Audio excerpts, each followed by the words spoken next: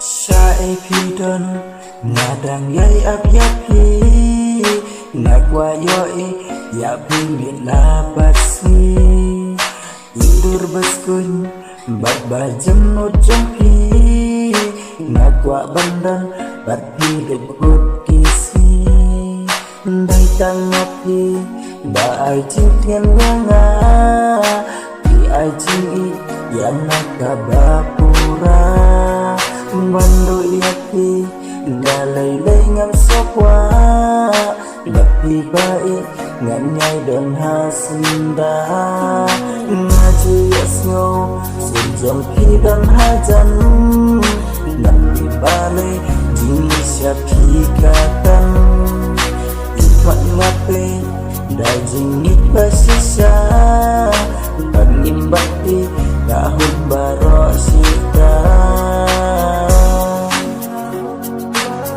Oh siap yang lagi Yo yo Saipidon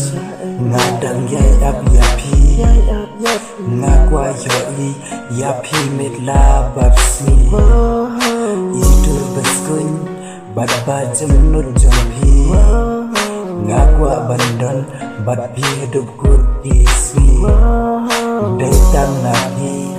ba ajing ken yanga pi ajing i yanga kabapura bandu yapi dalai lay ngam singkwa bat pi bai ngan yai dan hasinda ngaju yasno sujong pi dan hajan abdi balai jing isya pi katan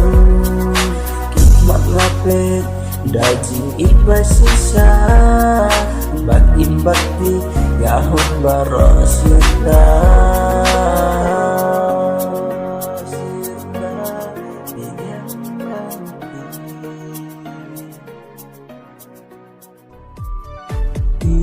Itu wamiet yong pa Unco beki dayana Naca wat ya wakin mo ya pa Wa au pinche yis nyao o ya pa Ya pa langer wakin mo